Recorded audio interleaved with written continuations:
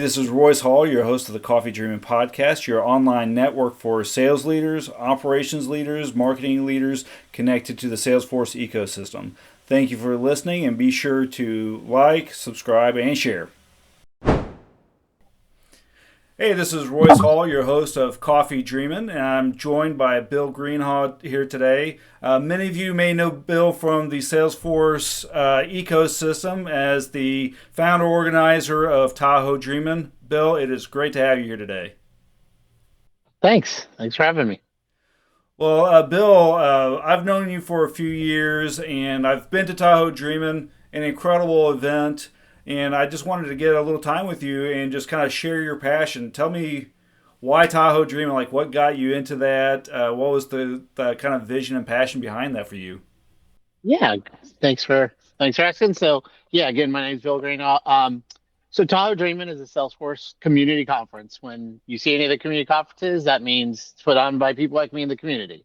So there's lots of them out there. If anybody's never been to one, I recommend checking out your geographical location and attend one near you. Um, so Tahoe Dreamin came out we first started planning it probably like 2015, maybe even late 2014, and the first one was 2016. I was running the Sacramento Salesforce user group, and these Dreamin events were kind of popping up. Midwest was getting big, Midwest Dream was getting bigger. There was a conference called Snowforce out in Utah. They were getting there. So I asked the group, hey, should we do one in Sacramento? And everybody's like, eh. And then I said, how about it Lake Tahoe? And everybody raised their hand and said, yeah, let's do that. So that's really kind of where it came from. Up until that point, I was a Salesforce MVP, just involved in the community, running the user group as well. Jumped into it like almost everybody out there that's run these driven events, having no clue what we were going into, never run a conference or an event before. And you kind of figure it out when you go. So we did it in Lake Tahoe. 2016 was the first. So we did it in the winter for 3 years, 16, 17, 18. And it was great. A lot of people wanted to go skiing on top of learning, new Salesforce stuff would go. Problem was every year a storm would come in. and Right. that was just a little hectic. But at the same time, it made it great because one year the storm was so bad you couldn't leave the hotel.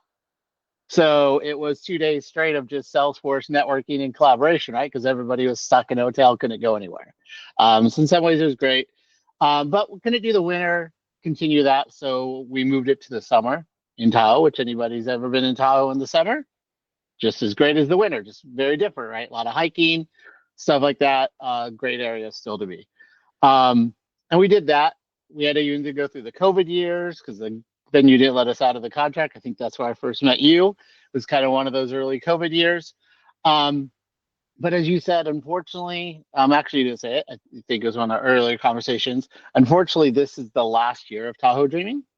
And the reason is pretty simple: economics. Lake Tahoe area is getting more expensive every year. Mm. And for a community conference where we're all funded again, the community conferences don't have Salesforce money or other corporations behind it. It's all from sponsors and attendees. Just economically isn't feasible to keep it going, unfortunately. So we're going out one big final one this year. So it's in middle of May 15th, 16th. If anybody wants to make a trip up to Lake Tahoe, um, that's our final one. And if you've been thinking about going before and you haven't, it's your last chance. Well, the thing that impressed me was I went in, as you said, a COVID year, and there was some snow, but like we weren't snowed in. I remember like renting a car and traveling around the area.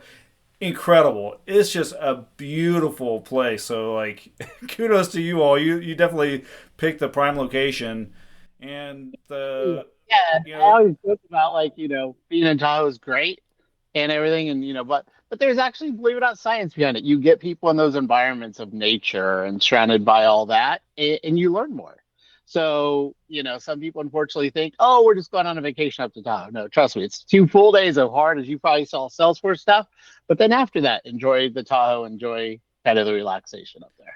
And I think the networking, it's a more intimate conference. I think there were a few hundred there when I went, and it was like you got to know everybody, which was awesome. Versus like a Dreamforce where you're just like, I didn't get to know 1% of the people here. And I always say, I've been to every Dreamforce but two, since the beginning, and I will keep going to every Dreamforce. But at the same time, sometimes Dreamforce is a work. It's hard, like you said. There's so many people you don't know who to talk to, where to network, and it's sometimes very overwhelming. Again, I'll go every time because it's so amazing in the other ways and that. But yeah, the community conferences I love, and I know a lot of you do because they're exactly what you said. They're small and intimate, right? I can just go up and get to know everybody. Everybody's very warm and welcoming. And that's why I love running it too, because it is truly a community event where the community comes together to do what they want and host it the way they want. yeah, when did you say that the conference was again? In May? May 15th, and 16th. Yeah, And there so we, for the first time this year, doing a pre-conference hands-on workshop okay. because we have some feedback. A lot of people want to get hands-on. It's great to listen to sessions and listen to people talk, but people were asking for more hands-on. So the day before, we're doing an all-day hands-on kind of pre-conference where you actually in a small classroom-style room and get hands-on learning different Salesforce technologies. Okay, so is that going to be like, if you're in the Salesforce world, everything's agent right now. Is that going to be like agentic, or is that just There's a like few anything you agent. want to learn? That is a great question. There's a few agent force, but we're not doing all agent force. The community has asked to go beyond and not just concentrate on agent force. Salesforce, of course, is marketing agent force highly, and it's great. But there's other things the community wants. That's what I like again about the community conference. We're doing more what people have asked for. So there is a couple agent force, but there's how to do flow. And then there's even for non-technical people. There's for partners of how to partner in the ecosystem. Hmm. There's going to be a workshop on that. There's a workshop on how to say no when you're getting business analysis. So it's not all just technical. It's anything to do with implementing, maintaining, working with Salesforce. Yeah. Well, I love those last couple of things that you mentioned, and that's kind of what this podcast is about, like helping the Salesforce users being more enabled. And that last one of like, how do you say no, tactfully? Like that's so important as a consultant like myself, but like even internally, like that's how you make yourself more valuable at your organization is actually speaking up. And it's easy to say yes to everything, but you get you actually prove yourself when you say no and take a stance, and being able to do that is hard sometimes. Yeah, and we'll shout out the person doing that. Her name's Terry Sinclair, and I'm looking it up right now. It's Mastering the Art of Saying No, a framework for Salesforce professionals. I love it. So that's one of our pre-conference workshops as well. That sounds awesome. So, Bill, why don't you tell me maybe a few key moments from your years of Tahoe Dreamin'? Like, what stands out to you as like, just aha moments or pivotal things that you've learned. I'd love to kind of get your best of. Yeah, yeah, it's great. And again, if anybody wants, I've been asked nicely and kind of pushed to be the closing keynote of the last Tahoe, which usually I don't speak at these. I'm the guy behind the scenes who likes to run it. I'm not a big public speaker, but I am doing that, and I'll go into a lot more of what we're talking about here in that as well. Um, You heard it here first. yep, here we go. And for a few of the AHA, like I said, and if you talk to people, Eric Trashfield, who runs Midwest Dreamin' and other conferences like that, biggest AHA is how do we do this? Like you figure things out while you go, and there's a lot in the contracts to work with the venues, and you have to know how to work with them. So beyond just like the Salesforce community stuff, a lot of the AHA is just this is a totally new realm of things that we're not used to of how to run a conference. But the AHA is just seeing the community. My biggest thing why I kept doing every year is seeing the community come together to help. Like I always send an email out, hey, we need some volunteers to help with like registration or everything. And I hate to do it, but actually have to sometimes tell people, oh, we already have enough, because I get such an influx of people that want to help and will get there and do whatever to get help. And that's to me is like the Salesforce community right there, right? That's what keeps me going. Everybody just wants to help and give back. few of the aha, like good and bad. I even could say some of the bad was the COVID years, like the one you did. Like I said, the conference, as you know, is in a hotel slash casino because it's in Nevada, right on the border of California, but it's on the Nevada side. Um, so on that aspect, the venue had their rules for COVID, and they were very strict actually on masks and all that. So we had to follow the same and say, oh, you have to wear masks, and that caused a lot of tension on both sides of that political realm at the time. That I got some people telling me that you can't make me wear a mask, and I had the other side that said if you're doing this, you're going to harm people, and we just couldn't get out of the contract again because this is in a casino. They were like, people are coming, you're not getting out of this contract. You got to figure out how to do this. So unfortunately, it was eye-opening for me to see both sides being passionate on how they feel during COVID, on how things go. But as you were there, the Salesforce community, the ones that showed up, they made it happen. It was amazing to see everybody come together to make sure the conference still was able to run and be successful.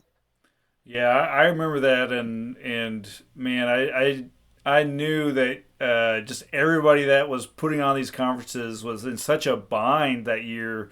Like I remember you sending out the survey, like, do you want a mask? Do you want a not mask? Are you going to come or not? And all this stuff. And it's like, yeah, I know for me, I was just like, look, I'll do whatever. Like, I'm easy. This doesn't have to be a huge issue, but it was such a big issue for so many people. But kudos Yeah. to you for making it happen. But again, like I said, I think you and everybody else who just came and made it happen and made it sure it worked. And in some ways, I thought it was one of the best conferences that we put on. And the reason is people wanted to see people. People wanted to be part of the community again after being locked up for so long. So that Yeah. was kind of a special year in different ways. Yeah, and I think Um, that you're right as well about like everybody pitching in. I remember when I went to the conference, I'm looking around, I'm like, I think everybody here is speaking except for me. Like, what am I doing wrong? But it was everybody, everybody pitched in. It's kind of like the Stone Soup. yeah. Everybody pitched in, and it was a fantastic conference. One of the first years, I still remember this. I unfortunately don't remember who said this to me. All I know remember is a Salesforce employee, and I'll keep it PG. Their words weren't quite PG, but if you've ever been to at least Tahoe, like you have, or a lot of the other community conferences, we just print out big signs, right, that say what the agenda is going to be, Right. and you can go look. We have it mobile too, but we have that. Well, things change all the time. People can't show up. Oops, somebody did it.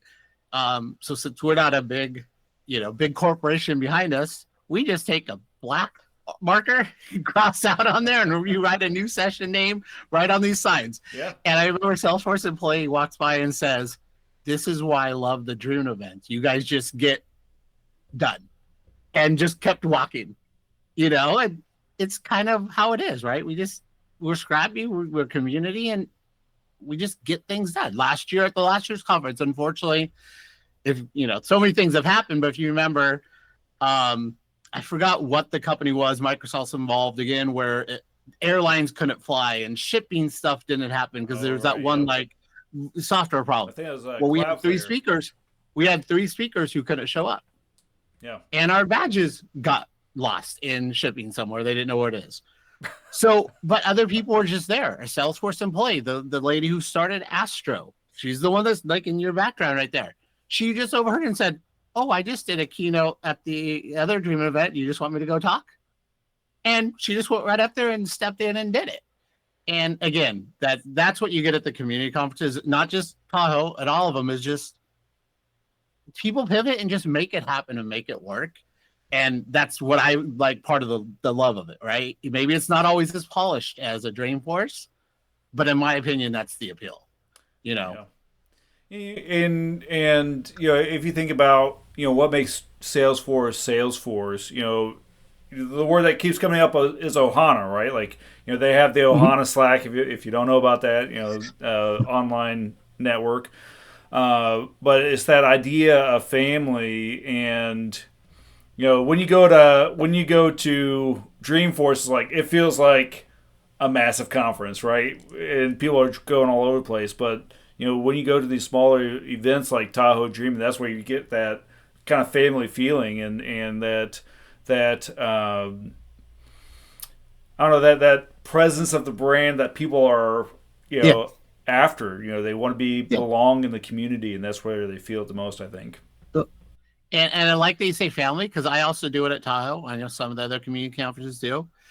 A lot of us in the Salesforce world, either from consultants, even users sometimes, or whatever, you try to explain Salesforce and what you do, and a lot of family members still don't understand always what we do, right? Right. So I allow if they're bringing their family up, because a lot of them were bringing their family so they could enjoy Tahoe while the conference is going on.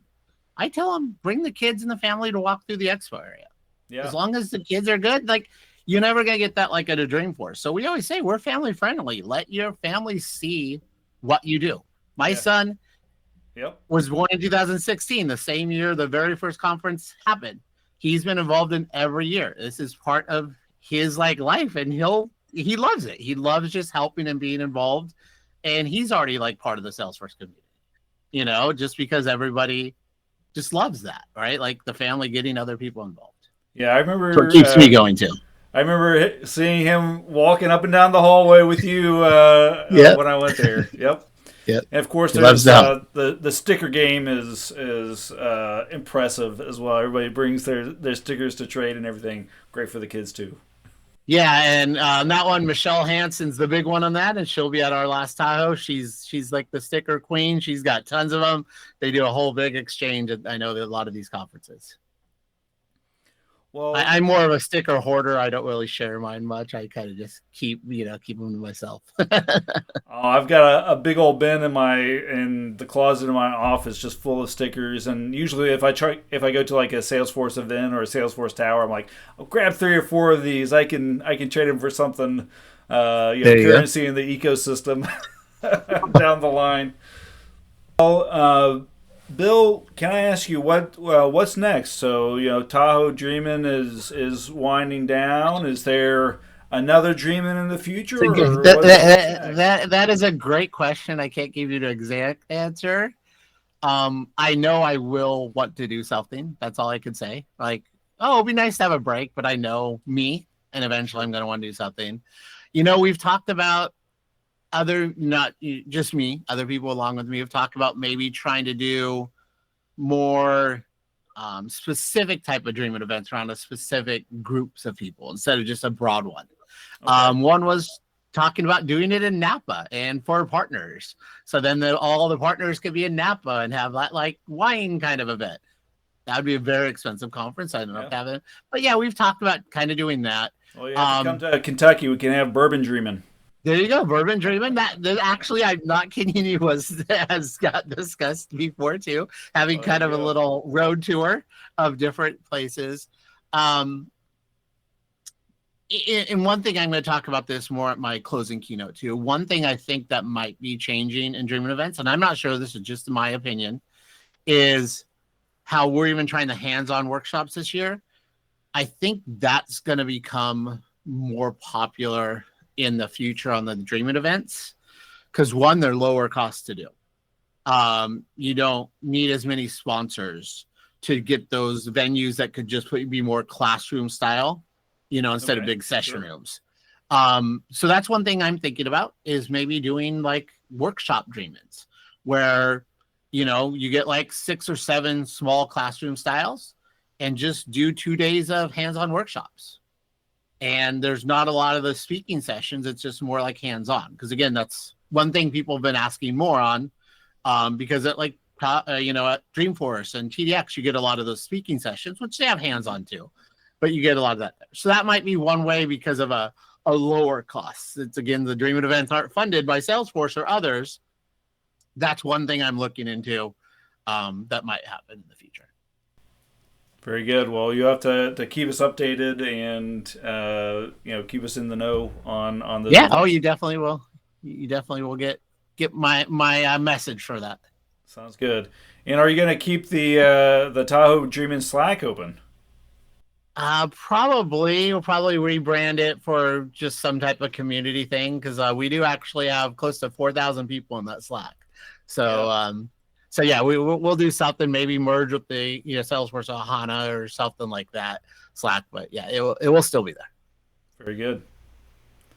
Well, Bill, thank you for catching up with me today. I appreciate Yeah, it, and I appreciate Tahoe Dreamin and everything that you've done there over the years. And everybody, if you haven't gone to Tahoe Dreamin before, this is your last chance. So make sure that you prioritize that and get out there in May. It's a beautiful place and a wonderful community. great. Thank you very much for having me again. Thank you, Bill.